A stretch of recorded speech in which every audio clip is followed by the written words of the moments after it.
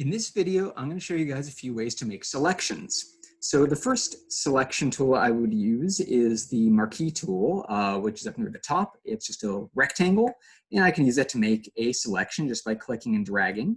And in that selection, I could then copy and paste that, and then I would have that selection. I could cut it out and repaste it and move that around. I can, of course, paint within there and just fill in, and it'll only go up to those borders.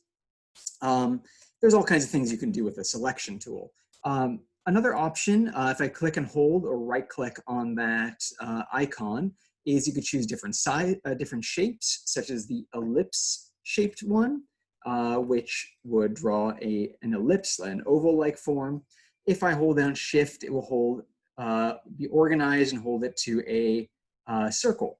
Similarly, if I would do that with a rectangle, it would keep it as a square. So remember, Shift organizes things. And just the same, I can paint in here. I can make a new layer. I could give it a fill. If I uncheck that, there we go. Now I can give it a fill. Do all sorts of different things there. Other ways to make selections would include the lasso tool, third tool down. And the lasso tool lets me draw out any kind of shape I would like. And I could similarly give that a fill if I wanted to, or delete it, or cut it out, or whatever I need. If I click and hold, there are these subcategories in the lasso, such as the polygonal lasso tool, which allow me to click and make points, so I can make specific shapes with a polygon, and then fill or cut or delete or whatever. And if I were to hold Shift while using it, it will keep it organized, making straight or 45-degree angle lines. When you hit Enter, it will close off your shape wherever your brush are. It'll reconnect to the beginning of your form, just like with the lasso tool. The last one is the magnetic lasso, and this is a really wonderful tool if you need to cut out or protect a certain area. And just like it says, the magnet, it will sort of stick to edges. And it's doing a not so great job here, so I maybe need to adjust the contrast, the frequency above. Let's try this at a higher percentage and see what happens, see if it'll understand it a little better. A little bit better, actually. And sometimes it doesn't register an edge because maybe the colors are kind of similar from one edge to the other. So sometimes I have to help it along by clicking, and it will just help you find your way around a shape so you can cut it out as needed. I'm not going to go around this entire shape. I'll just do a section of it, and then I can just come back to the beginning and click on that to get the marquee to select that and turn to these little dancing ants. And let's say you didn't get it exactly right.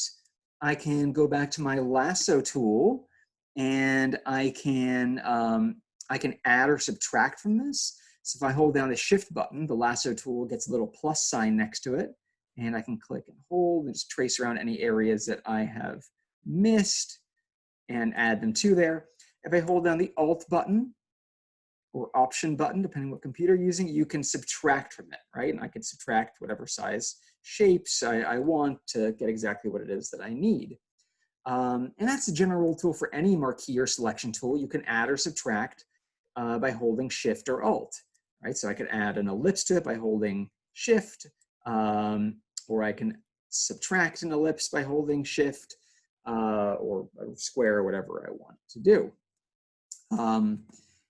Then let's see here. One other selection tool that you might find handy would be the Magic Wand tool, which, let's see where that one lives now.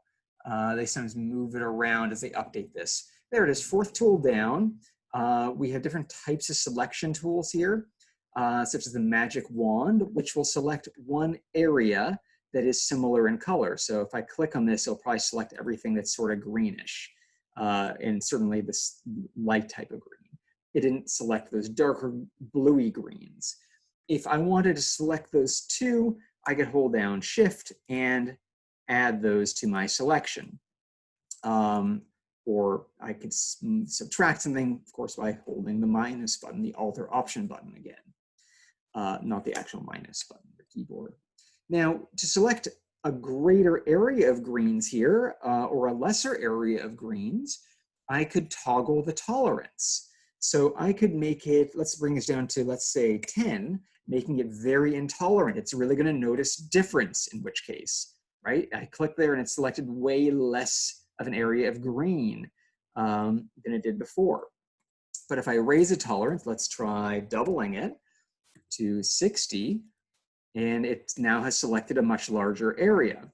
If I pick a much larger tolerance, it might even start bleeding outside of the greeny yellow area entirely. Yeah, we started getting some of these blues even. So you can have more or less control over what's being selected that way. I also occasionally will use the quick selection tool, which functions a little more like a brush that will select similar areas. And you can just kind of keep adding to it, and it will sort of keep finding things that are similar. Sometimes you have to go in with a smaller brush to be a little more precise. Here I've got to now subtract these blue areas. Let's see if I can add this green area, and yeah, it does okay, right? It's not always as specific as I'd like it to be, but it can be useful in a pinch.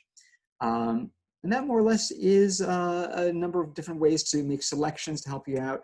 I actually haven't used this last one, the object selection tool. So if you want to try it out, just give it a shot and see what it does.